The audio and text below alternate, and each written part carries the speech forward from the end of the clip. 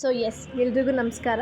ನಾನು starting first ಎದ್ದಿದ ತಕ್ಷಣವೇ ready ಆಗಿಬಿಟ್ಟು ಕಾಲೇಜ್ಗೆ ಹೋಗ್ಬೇಕಂದ್ಬಿಟ್ಟು ಅಲ್ಲೇ ಹಾಗೆ ಜ್ಯೂಸ್ ಸಿಕ್ತು. ಸೊ ಜ್ಯೂಸ್ ಕುಡ್ದು ಕ್ಲಾಸ್ಗೆ ಹೋಗಿ ಕ್ಲಾಸ್ ಮುಗಿಸ್ಕೊಂಡು ಎಲ್ಲರೂ ಗ್ರೌಂಡಲ್ಲಿ ಮ್ಯಾಚ್ ಆಡ್ತಾಯಿದ್ರು. ಸೊ ಮ್ಯಾಚ್ ನೋಡಿಕೊಂಡು ವಾಪಸ್ ಕಾಲೇಜಿಂದ ಬರಬೇಕಾದ್ರೆ ಅಲ್ಲಿ ಹೆಲ್ತ್ ಚೆಕಪ್ ಥರ ಏನೋ ಮಾಡ್ತಾಯಿದ್ರು. ನಮ್ಮ ವೆಯ್ಟ್, ನಮ್ಮ ಹೈಟು ಮತ್ತು ಸ್ಟ್ಯಾಮಿನಾ ಇದೆಲ್ಲ ಚೆಕ್ ಮಾಡಿ ನೋಡ್ತಾಯಿದ್ರು. ಸೊ ಅದನ್ನೆಲ್ಲ ತೋರಿಸ್ಕೊಂಡು ವಾಪಸ್ ಮನೆಗೆ ಬಂದೆ. ನಾನು, ನಮ್ಮ ಭಾವ, ನಮ್ಮ ಅಕ್ಕ ಎಲ್ಲರೂ 3 ಜನನೂ ಹೋಗ್ತಾಯಿದ್ದೀವಿ. ಏನೋ ಗೋಲ್ಡ್ ಬೇಕಂತೆ ಬರ್ತಡೇಗೆ ಚೇಂಜ್ ಮಾಡ್ಸೋಕ್ಕೆ.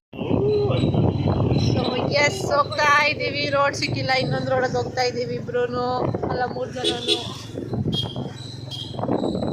ಎಸ್, ಕೊನೆಗೆ ಈ ಜ್ಯುವೆಲ್ಸ್ ಅಂಗಡಿಗೆ ಬಂದಿದ್ದೀವಿ. ಇವಾಗ ನೋಡ್ಬೇಕು.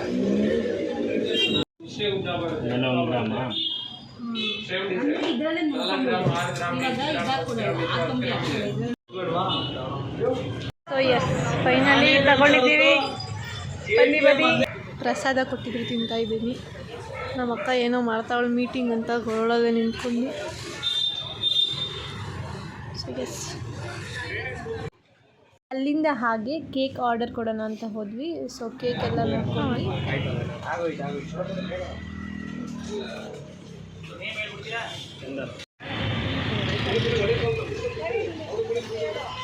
ಸೊ ಫಸ್ಟು ಎಲೆ ಅಡಿಕೆ ಬಾಳೆಹಣ್ಣೆಲ್ಲ ಕೊಡಬೇಕಲ್ಲ, ಅದಕ್ಕೆ ತಗೊಂಡು ಬರೋಕ್ಕೆ ಬಂದಿದ್ದೀವಿ ಇಲ್ಲಿಗೆ.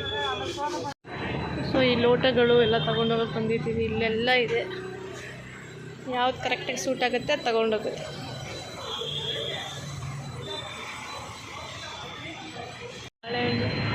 ಬಾಳೆಹಣ್ಣು ತಗೋತಾ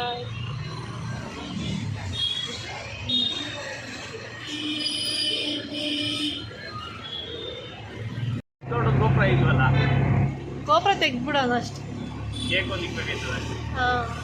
ಇನ್ನೊಂದು ಫ್ರಿಜ್ಜಲ್ಲಿ ಇಕ್ಕರೆ ನಿಂಗೆ ಕೇಕ್ ಸ್ಮೆಲ್ ಬರೋಕ್ಕೆ ಸ್ಟಾರ್ಟ್ ಆಗುತ್ತಮ್ಮ. ಹೌದಾ? ಅದು ಹೊರಗಡೆ ಇದು ಇಕ್ಕಿರ್ತೀವಿ ನೋಡು ಐಟಮ್ಗಳು.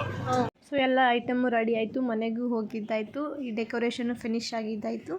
ಬರ್ಡೇ ಮುಗಿಸ್ಕೊಂಡು ಎಲ್ಲ ಬಂದಿದ್ದವರೆಲ್ಲ ಊಟ ಮಾಡಿಕೊಂಡು ಚೆನ್ನಾಗಿದೆ ಅಂತ ಅಂದ್ಬಿಟ್ಟು ಹೋದರು. ಈ ವ್ಲಾಗ್ ನಿಮಗೆ ಇಷ್ಟ ಆಗಿದ್ದರೆ ಲೈಕ್, ಶೇರ್, ಕಮೆಂಟ್ ಮಾಡಿ ಮತ್ತು ಸಬ್ಸ್ಕ್ರೈಬ್ ಮಾಡಿ. Thank you so much.